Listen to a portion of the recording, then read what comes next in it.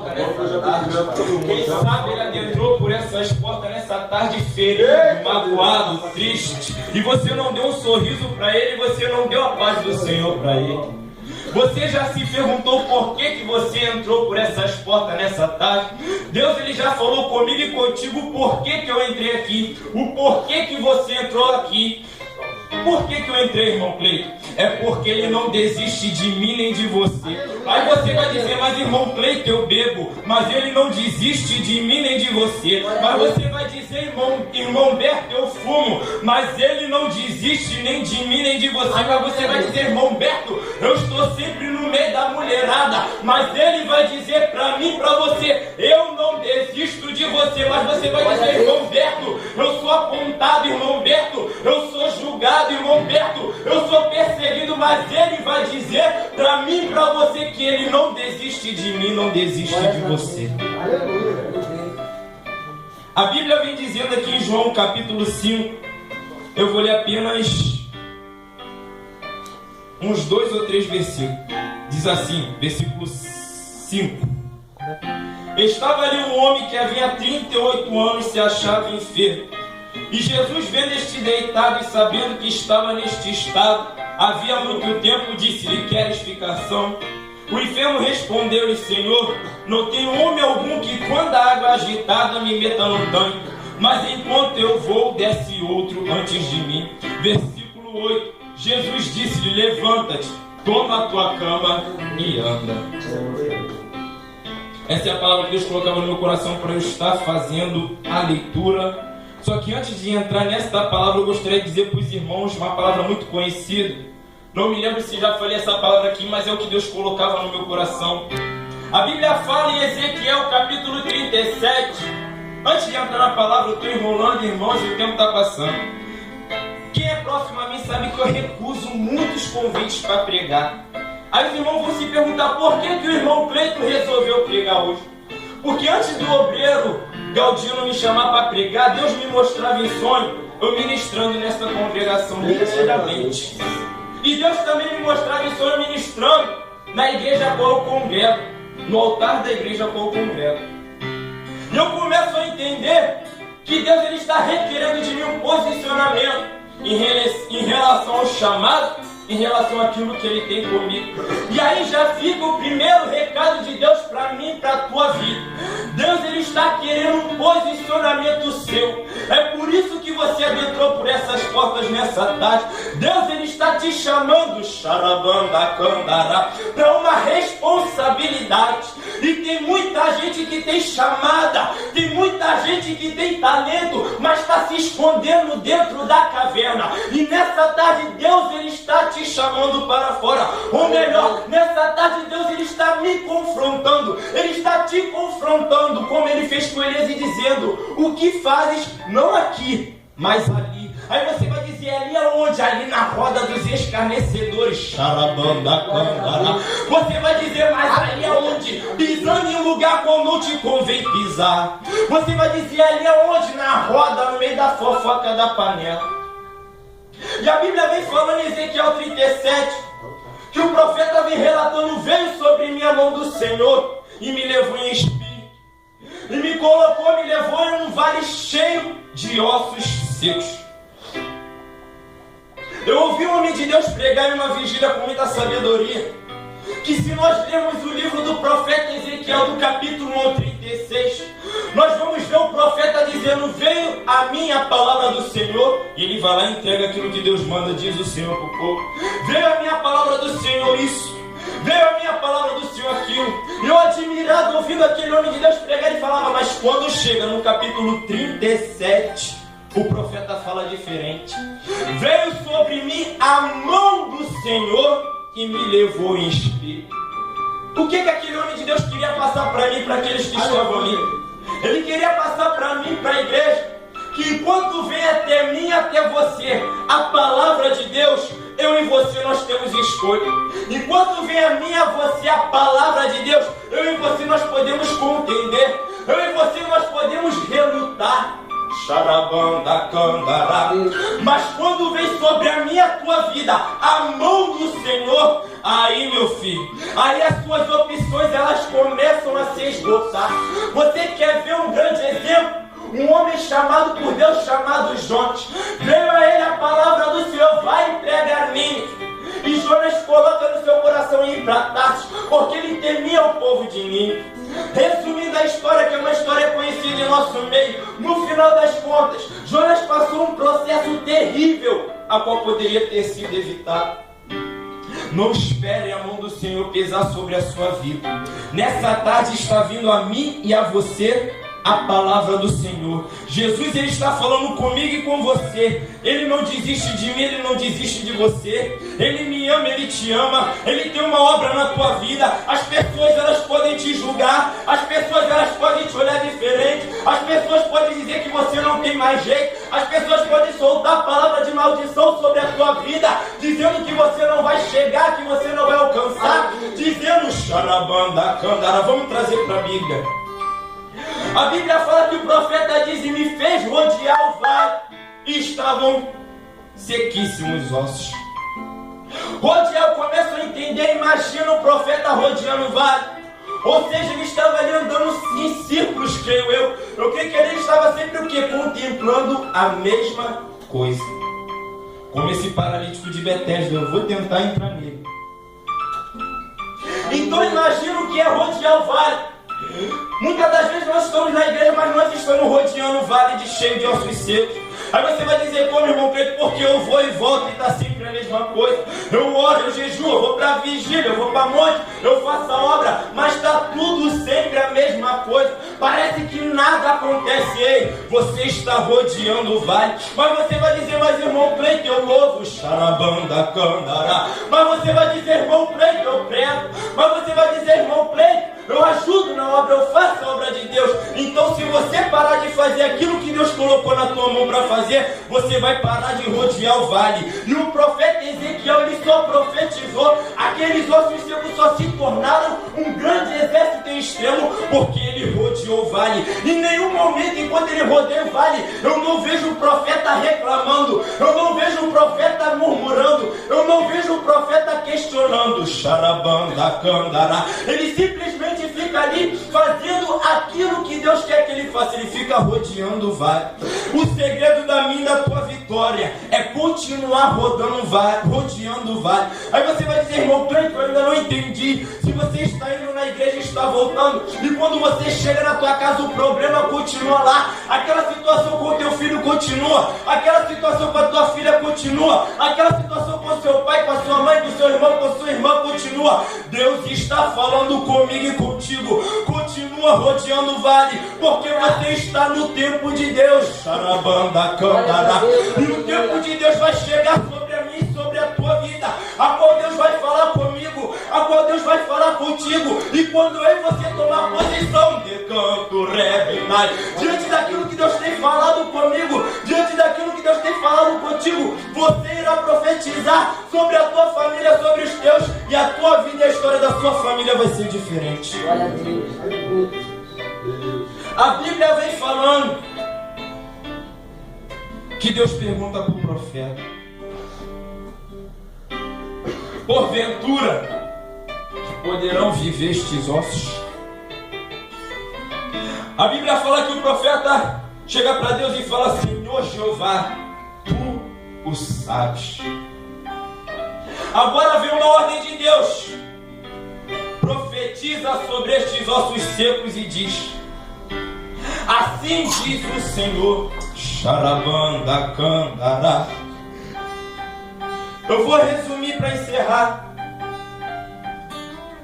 A Bíblia fala que o profeta Ezequiel, enquanto ele profetizava, cada osso se ajuntou ao seu osso. E toda vez que eu falo essa palavra, não muda, irmão. É impossível falar de uma palavra dessa e não falar a respeito de família. Porque eu começo a entender que ele profetiza, cada osso se ajunta ao seu osso. Ou seja, eu começo a entender que tudo aquilo que está fora do lugar, Deus ele começa a colocar no seu devido lugar. Xarabanda, candará. Aí você vai dizer: mas o homem é evangelista de canto, rebinai. Aí Satanás luta para tocar na vida dele. Satanás tenta para tocar na vida do pastor, do presbítero, presbítero, do obreiro, do homem de Deus, e ele não consegue. Ele fica ao derredor, bramando como leão, buscando quem possa tragar. Mas o homem de Deus é vaso, busca as armaduras de Deus. Então ele não conseguindo atingir o homem de Deus, ele vai aonde? Ele vai na esposa, ele vai no filho, ele vai na filha. Aleluia. Na banda cantará. A Bíblia fala que enquanto o profeta profetizava, cada osso se ajuntou ao seu osso. Então eu começo a entender se cada osso se ajuntou ao seu osso. Eu começo a entender que os ossos estavam espalhados. Os ossos estavam separados. Eu não sei o que está espalhado na tua vida. Eu não sei o que está separado na tua vida. Quem sabe o marido está para um lado e a esposa está para o outro. Xarabanda candará. Quem sabe o pai está para um lado, o filho está para o outro. Quem sabe, aleluia, o irmão está para um lado, a irmã está para o outro. Aí você vai dizer, irmão Cleito, eu ainda não entendi. Quem sabe o teu pai é crente e você não é. Quem sabe você é crente e seu pai não é. Quem sabe, xarabanda candará, você é crente, mas a sua esposa não é. Você é crente, mas a sua irmã não é. Aí você vai dizer, irmão Cleito, eu ainda não entendi o que você quer falar comigo. Eu quero dizer para você que entrou por essa porta nessa tarde, que a palavra de Deus para mim, para a tua vida é a seguinte: eu vou juntar esses ossos. Aí você vai dizer, irmão Cleito, eu ainda não entendi. Eu quero dizer que esse pai não crente, ele vai caminhar contigo. Eu quero dizer que essa esposa que não te acompanha, ela vai andar contigo. Eu quero dizer que o teu filho, ele vai andar contigo, que a tua filha, ela vai caminhar contigo. Vou tentar entrar um pouquinho aqui no paralítico de Betesda.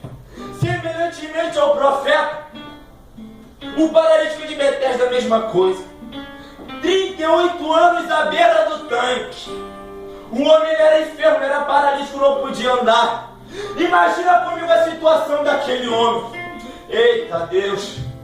Aquele homem ali, parado, 38 anos esperando. Aquele homem esperou tanto tempo, ele não conhecia Jesus, diz a Bíblia. Aquele homem esperou tanto tempo. A Bíblia fala que ali tinha muitos enfermos. Quem quer ficar perto de enfermo? Ninguém. Quem quer ficar perto de um leproso, lepra passa.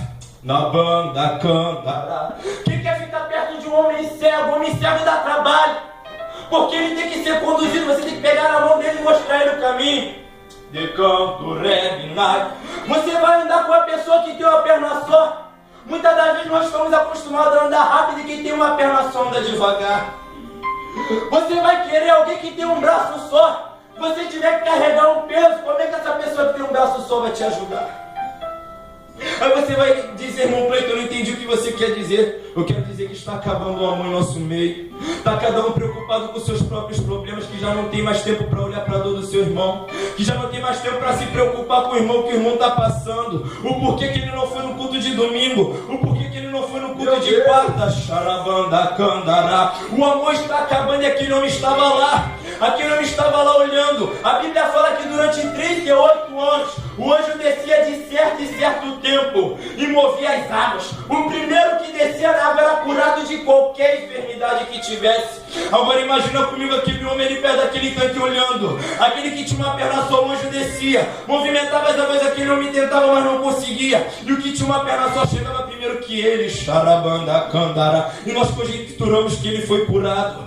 Imagina comigo ali aquele homem 38 anos esperando. Aquele que tinha uma mão só, o anjo desceu, movimentou as águas. E aquele homem que tinha uma mão só correu, desceu a água e foi curado. E aquele homem ali olhando. Na banda candará. Imagina o pensamento daquele homem não com Deus, porque ele não conhecia Jesus, mas consigo mesmo. Imagina aquele homem dizendo, será que a minha vez não chega nunca? Imagina aquele homem falando, quando que vai chegar a minha vez? Xarabanda candará. E aquele homem ali, a Bíblia não diz. A Bíblia não diz de quanto em quanto tempo o anjo descia e movimentava as águas. Mas a Bíblia garante uma coisa para mim e para você. Aquele homem, ele não desistiu. Aquele homem, ele não perdeu a sua esperança. Em outras palavras, ele não parou de tentar. Essa é a palavra de Deus para mim e para a tua vida. A tua vez vai chegar. Xarabanda candará. Deus está falando comigo e contigo, não pare de tentar. Está chegando a sua vez. Está chegando a tua vez. Aquele aquele homem estava ali esperando o movimento das águas, aquele homem não desistiu. Aí você vai dizer, irmão Cleiton, aonde? Me prova na Bíblia que este homem não desistiu. A Bíblia fala que Jesus, quando chega diante daquele homem, diz para ele: queres ficar são? O enfermo respondeu: Senhor, não tem homem algum que quando a água é agitada me ponha no tanque. Mas enquanto eu vou, desce outro antes de mim. Aquele homem esperou tanto tempo que a confiança dele já estava começando a ficar no homem. Aquele homem esperou tanto tempo que a confiança dele estava no anjo em descer e movimentar as águas. Aonde eu tenho posto a minha confiança? Aonde a igreja tem colocado a sua confiança? A Bíblia diz para mim, para a igreja, que uns confiam em carros, outros em cavalos, mas nós faremos menção do nome do Senhor. A Bíblia fala que uns encurvam-se e caem, mas nós nos levantamos e estamos de pé. Mas você vai dizer, irmão Cleiton, onde está escrito que aquele homem não desistiu? Aquele homem falou para Jesus: enquanto eu vou, desce outro antes de mim. Ou seja, cada vez que o anjo descia e movimentava as águas, aquele homem tentava, porque ele falou: enquanto eu vou. Esse enquanto eu vou quer dizer que ele tentava. Aí você vai dizer, como o homem tentava se ele era paralítico? Eu estou encerrando. Aquele homem, ele se arrastava. Xarabanda, candará. E quantas das vezes nós adentramos por essas portas se arrastando? Quantas das vezes nós adentramos na casa do Senhor? Aparentemente nós estamos até bem, nós estamos rindo, nós estamos brincando, mas muitas das vezes nós estamos se arrastando. Mas Jesus chegou para aquele homem e falou: levanta-te, toma a tua cama e anda. Ou seja, eu começo a entender que Jesus, quando chega até aquele homem, em outras palavras, Jesus ele estava dizendo: basta. Em outras palavras, Jesus estava dizendo: chega. Aquele homem, ele tinha tudo para ser um homem frustrado. Aquele homem, ele se sentiu sozinho. Aquele homem, ele se sentiu desamparado. Aquele homem, ele tinha tudo para ser um homem sem sonhos, sem projetos. Ele tinha tudo para ser um homem sem perspectiva de vida. Mas Jesus passou ali e viu ele. Jesus, ele já contemplou a minha e a tua entrada aqui nessa tarde. A pergunta é: o que eu fiz para chamar a atenção dele para a minha vida nessa tarde? O que você fez para chamar a atenção dele nessa tarde? Aí você vai dizer: mas irmão Humberto, você não sabe o que eu estou passando, eu não sei o que você está passando. Quem sabe até o dia de hoje você estava se arrastando, mas depois dessa tarde Deus fala para mim e para você: acabou o tempo de se arrastar. Quando Jesus chega para aquele homem e fala: levanta-te, toma a tua cama e anda. Em outras palavras, ele está falando para mim e para você: chegou a sua vez. De canto, rebe, aí você vai dizer: irmão Cleiton, chegou a minha vez de quê? Chegou a sua vez. Eu não sei o que você tem buscado, eu não sei o que você tem pedido, eu não sei para que você tem preparado. De canto, rebe, eu não sei qual é o teu sonho, eu não sei qual é o teu projeto, mas Deus fala para mim e para você: chegou a tua vez, chegou a tua vez. Abraça a oportunidade, porque chegou a tua vez. Deus fala para mim e para você: acabou o tempo de se arrastar. De canto, rebnai, tá chegando o tempo de você andar, chega hoje. O tempo de você andar chegou, é agora. Você vai começar a andar, você vai parar de se arrastar.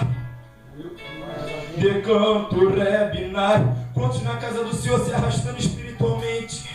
Quantos na casa do Senhor se arrastando espiritualmente? Quantos na casa do Senhor sem força?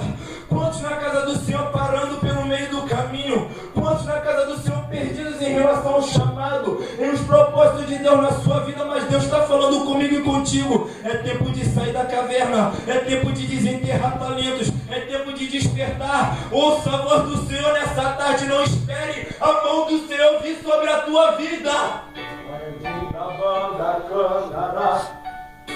Espero que o Espírito Santo de Deus tenha falado aos vossos corações. Eu agradeço a oportunidade em nome de Jesus. Glória a Deus.